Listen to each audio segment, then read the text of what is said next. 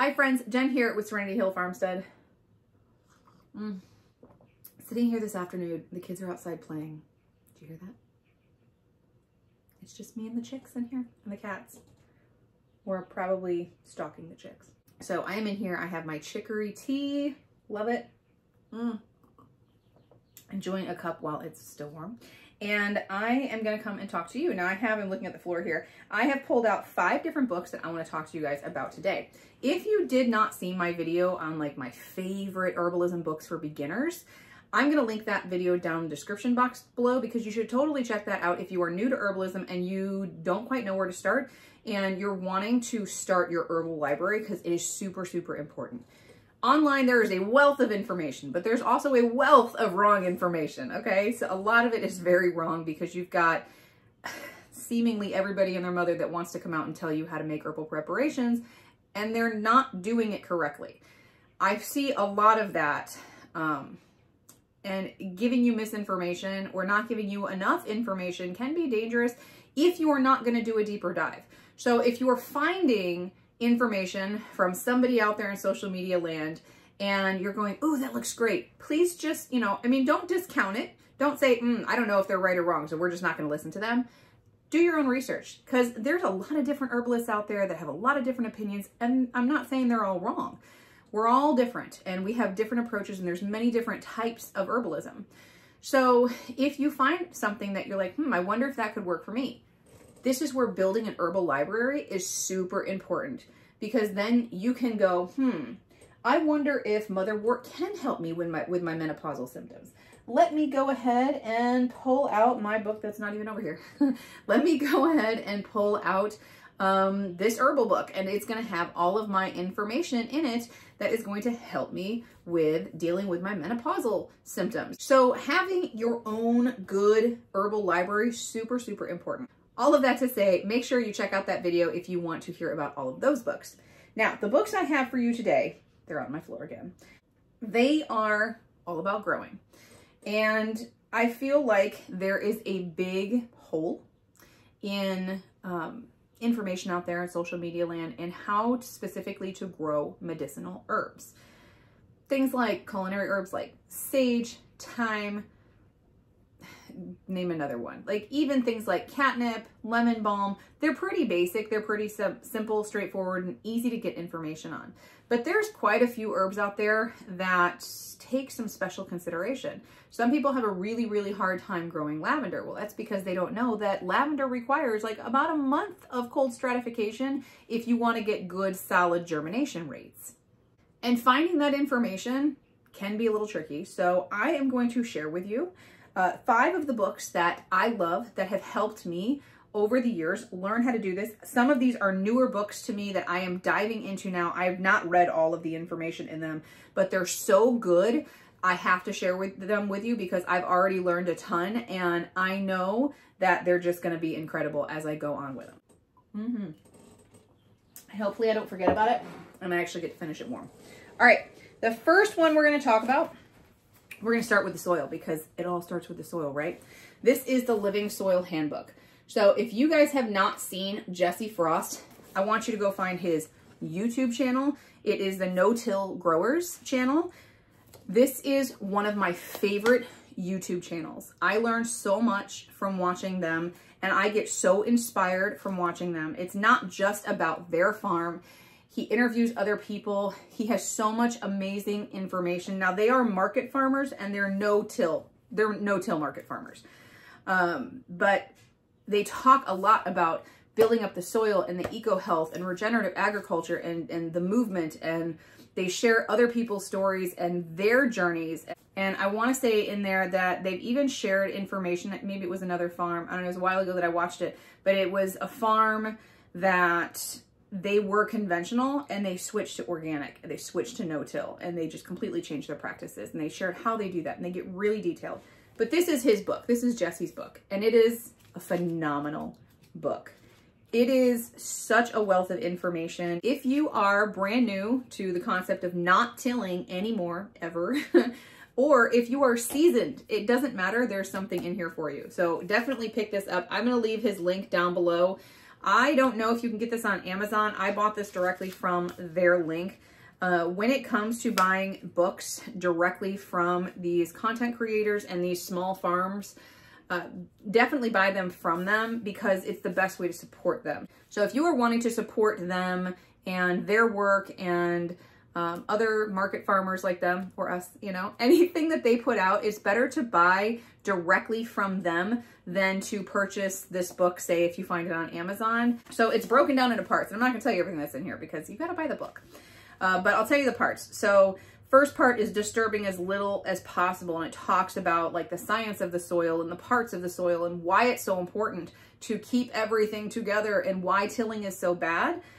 Talks about creating new beds, the whole approach, how to do it, how to keep, part two is to keep everything covered as much as possible, because what was the YouTuber that said, I think it was Justin Rose, that says Mother Nature is modest and likes to stay covered. I love that. It's very accurate. Talks about, here's the big thing, turning over beds. So a lot of people, I think, get intimidated when they're going into a no-till situation. They're like, well, how am I going to get all of this stuff out? How am I going to get these weeds out? And then I've got stuff planted. If I can't till, how am I going to get that out of there to plant my crop? Talks all about it. It's phenomenal. And then it talks about planting as much as possible. Talks about cover crops. Talks about time periods. Lots and lots of stuff in here that is put together in not an overwhelming way. He does a very, very good job of making everything clear. Got some, you know, beautiful pictures in here to show you what you're talking about. It's just broken down very, very well for anybody to be able to understand. I think some of these books can be geared more towards an advanced person. And I'm like, if you're advanced, would you need the book? This is not like this. This is much easier to understand than some of those other books that have just advanced concepts, and it's very difficult for you to get from beginner to that. So highly recommend this one. I'll put all the links for these down in the description box below. Okay, the next two are from the same couple. It's Jeff Carpenter and Melanie Carpenter. Melanie Carpenter, I believe, is she the granddaughter or the niece? I can't remember. She's related to Rosemary Gladstar.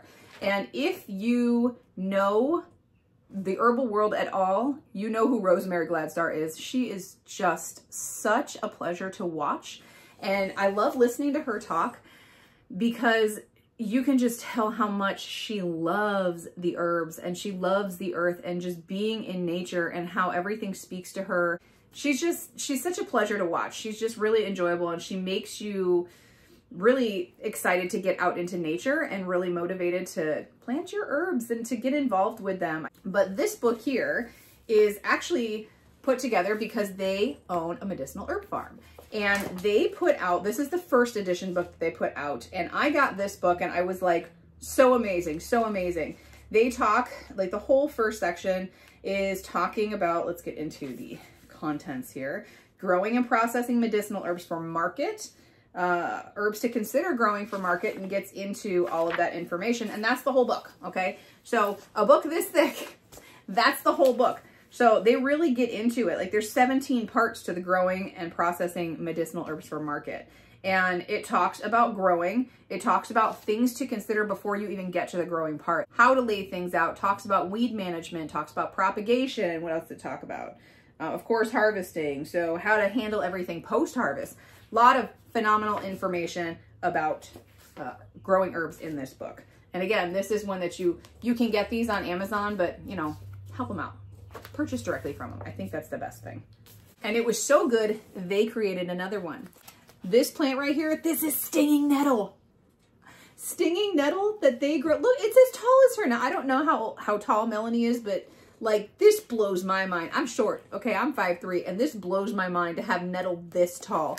That is incredible. So I'm so excited to really dive into this book. But there are some things that they elaborated on in this, and then they added like a whole section on, let's see, where is it? Yep, they added a whole section on growing cannabis because it's legal in a lot of places now. And it's a big money-making crop. It's an herb. No matter what your feelings are on that, it's in there if you're interested in it. So yeah, I'm really interested to get into this one, really dive into this one and see what this one's all about and learn more about this here. And then this one is Growing Plant Medicine. And I got this one. This is the guy. His name is Rico. I'm not even going to attempt the last name because I have no idea. But he is the guy. I'm pretty sure he is like the founder of Strictly Medicinal Seeds, or he runs it. I'm not 100% sure, but big head of the company kind of a guy. Okay. Very, very, very important to their company. He is a wealth of information. Now this is only the first volume. Okay, so this only goes to, let me look and tell you. Well, I'll tell you what it goes over to. It goes over observation in nature. I love that section, like just really observing nature, the placements of plants, how things grow naturally before you're trying to replicate that in a garden. Very important to knowing the life cycles, and observation is going to teach you more about how you're growing your seeds or how you're growing your herbs than reading them from a book, because every zone is different. So how I'm going to grow, I don't know, echinacea or elecampane is going to be very different than how someone down in zone 10 is going to do it, or how someone in zone 3 is going to do it. It's going to be very different. And how big the plants can get and whether or not they're annual or perennial is going to be very different. So observing in your area, the observations in nature are super important. So I like that whole section they talk about. They talk about greenhouses and shade houses and composting, planting seeds, harvesting and processing. And then it gets, of course, into all of the herbs. It goes by plant families. So it starts with A. The very first herb is Andrographis, and it goes through H. This book right here is only A through H. There are multiple volumes coming out. I think volume 2 is coming out pretty soon. So I'm going to snatch them all up because they're so good. And there's just so much great information in here. Oh, there's one. So this is what I was thinking. Look, here is a layout of a garden. This one is a garden of self-sufficiency in food and medicine. So this is a nice combination of having your vegetable gardens and your herbs, your medicinal herbs growing together. So there's a lot of these kinds of garden layouts, edible medicinal herbs. There's lots of them. I'm not gonna show them all because you gotta buy the book. But this is it gives you some really, really nice garden layouts. Okay, I've lost count. I think I've passed 10 different options already. There's so many different options. So this is another great book. And this one I am including not because it is specifically to do with herbs, but because it has to do with saving seed. This is the Seed to Seed book. And I had borrowed this from a friend a while back, and I just got myself, I don't know, a few months ago now, a copy of it. And I have not really gone through this because I don't need to yet. This is for later in the season. But this is all about seed saving, which when it comes to herbs, I mean, vegetables too, but when it comes to herbs, some of these are such huge seed producers. You can plant something one time and you will never have to buy seeds again if you are seed saving. And really you don't have, if you're storing your seeds correctly, you don't have to purchase seeds year after year after year for the same crop. Perfect example is calendula. If I harvest my calendula seed, which is super easy to do, you pretty much just let the blossoms dry. You see these little brown curly things that come up the center of the plant in the middle and the head of the plant. All you do is just grab them, you pinch them up, you wait till they're totally dry, you pinch them up, you bring a little baggie out there with you because you'll get like a quart bag full of calendula seed in no time. And that is my calendula seed probably for the next 2 years. So I don't have to worry about that. So make sure I am storing them just like you store all of your herbs and your herbal preparations, making sure that it is a cool, dry, dark area. They're not getting extremes of temperature. They're not getting extremes with light, ideally not having light directly on them at all. And they're good and preserved for, you know, some years. So this book really talks about the details for pretty much, I mean, every vegetable that you can think of, but there are some herbs in here also. It doesn't get into lots of medicinal herbs. I have seen a few medicinal herbs in here, but there's not tons of medicinal herbs. But there's like, you know, let's see, You've got your basil, you've got your devil's claw, your dill, fennel, chive, garlic. So there's herbs in here. Pretty much any kind of common herb, like parsley is in here, roselle is in here. And then, oh look, lemon, bush, and sweet basil. So yeah, there's herbs sprinkled in and out of this. So it'll give you some ideas, but it talks a lot about the processes and things that you are going to need specifically for harvesting different seeds and saving them for the next year. It also talks about how germination testing and how to make sure your seeds are good. Talks about good storage, long-term storage, wet processing, dry processing, winnowing. So all these different techniques that are used for different types of seed saving, just depending on what you're saving. So this is a great book to have too. This one, I actually bought this from Azure when I had my last Azure order, which was a while ago. And this was $25 from there. Actually, I don't think it was $25. I want to say it was like $14. Maybe it was on sale. Maybe I had a credit. I don't know. That's just what it says on the back here. So you can get this from Azure. I'm pretty sure you can get this off of Amazon also. So there are my favorite 5 books to learn how to grow and take care of and harvest medicinal herbs. So here they are, all 5 of these books. If you guys are interested in grabbing one or all of them, they are down in the description box below with individual links. Some of them are to Amazon, some of them are directly to the farmer because that's the best way to support them. So if you're interested in those, make sure you check out those links. Thanks for hanging out. We'll see you in the next one. Bye.